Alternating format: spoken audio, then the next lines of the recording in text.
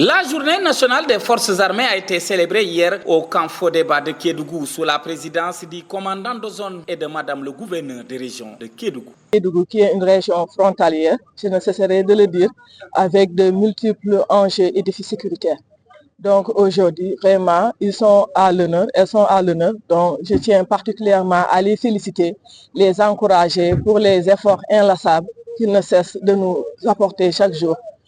Selon le commandant du 34e bataillon d'infanterie de Kédougou, Daouda Faye, cette 21e édition a 3 objectifs. D'abord, elle nous permet de rendre un vibrant hommage à nos illustres frères d'armes qui nous ont quittés. Je profite de l'occasion pour prier pour le repos de leurs âmes. Ensuite, c'est le lieu et le moment de mettre en évidence la solidarité et la cohésion existentielle entre les forces de défense et de sécurité de Kédougou, qui sont toutes interpellées par les problématiques de sécurité de cette région.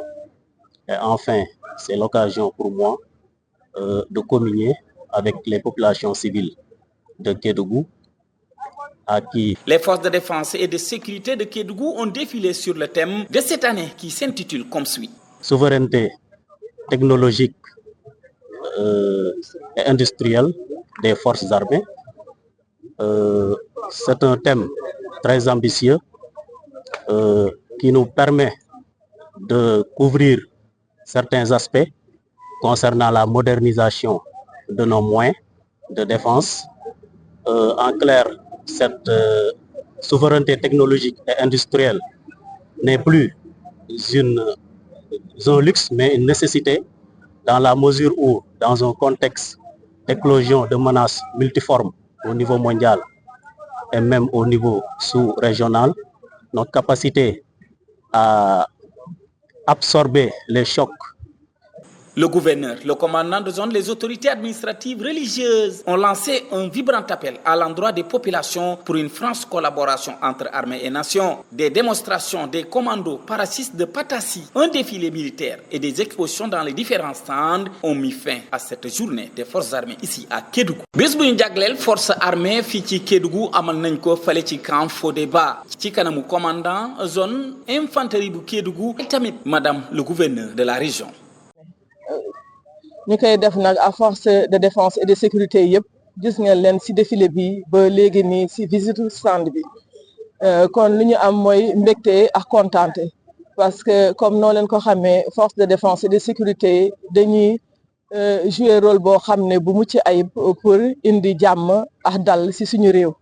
Niñ ko xamee ñun région de Kédougou fii bu ñu nekk gis nañu région bi dañuy frontalier ak ay dëkk yoo xam ne dañu am instabilité kon suñu mënee nelaw ba yandoor c'est grâce à seen liggéeyu force de défense et de sécurité moo tax tey dañ leen di sargal puisque seen journée la di leen féliciter di leen encourager.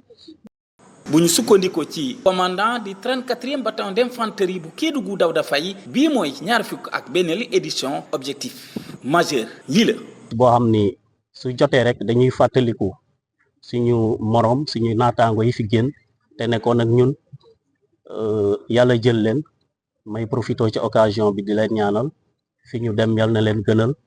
même point bi mooy dañ ciy profité di wane suñu coloré ak suñu lëkkaloo bi am entre takkadeer yi fi nekk yëpp muy police muy gendarmerie muy armée muy douane parce que benn objectif lañ am mooy faire face aux menaces yi am ci suñu région bi.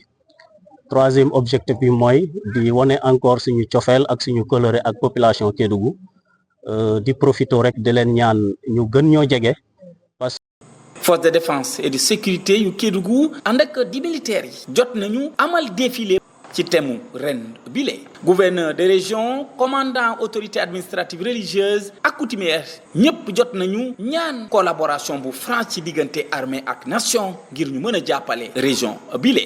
parce que ñoom ñoo tax ñu nekk fii donc yaakaar naa loolooy waral bés bi su ma ñëwee ci thème bi nag yaakaar naa dafa wax ni nan la takk der di war a préparer liggéeyam ci jumtukaay yu bees yi ñu gis xare yu bees yi lu mel ni jëm ci technologie ak industrie. ay démonstration commando paracis yi nekk foofu ci Patassi défilé militaire ak exposition ñoo jot jeexal journée des forces armées fii ci Kédougou.